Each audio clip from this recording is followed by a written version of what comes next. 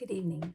We're continuing this evening with the Isaac Rebekah story in Genesis chapter 25, verse 21. And Isaac prayed to the Lord for his wife because she was barren, and the Lord granted his prayer, and Rebekah, his wife, conceived. Now, anytime in Scripture that it mentions that a woman is barren, it always is the beginning to a special birth story. It's highlighting that the birth of that child, or in this case, children, came about because God intervened, created a miracle. And so the woman was barren. God gave her the ability to have children. So verse 22, the children struggled together within her, and she said, "If it is thus, why do I live?" So she went to inquire of the Lord. Now, twin pregnancies, and surviving twin births in that day and age, I imagine were very rare. And so again, this lends to the element in the story that this is a special God divine miracle. The Lord said to her, "Two nations are in your womb, and two peoples born of you shall be divided. The one shall be stronger than the other. The elder shall serve the younger." Now, in ancient Near East, there was an absolute tradition of inheritance. The oldest son would receive a double share compared to what the other sons receive. But in Scripture, we're told that God often works in ways counter to the ways of the world. And this would be one of several examples of God using and working through the younger son in ways that would be very unexpected at the time. When her days to be delivered were fulfilled, behold, there were twins in her womb. The first came forth red, all his body like a hairy mantle. So they called his name Esau. Esau means hairy. Afterward, his brother came forth, and his hand had taken hold of Esau's heel. So his name was called Jacob.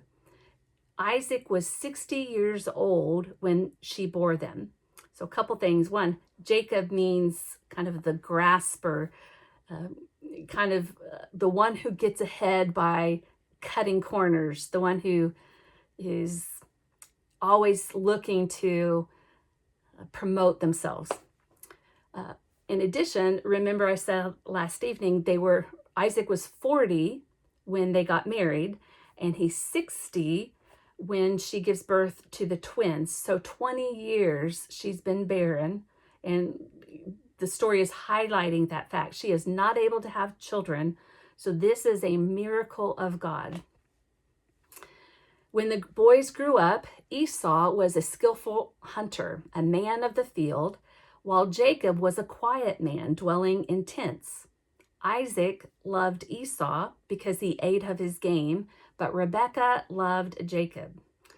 Now, here we're going to see a very real problem that exists then as now when parents have a favorite.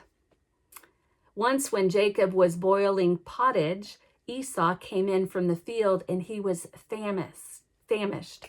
First, pottage is basically stew. Who was cooking? It was Jacob. Now, there's nothing wrong at all with men cooking. My husband, Chris, is a wonderful cook.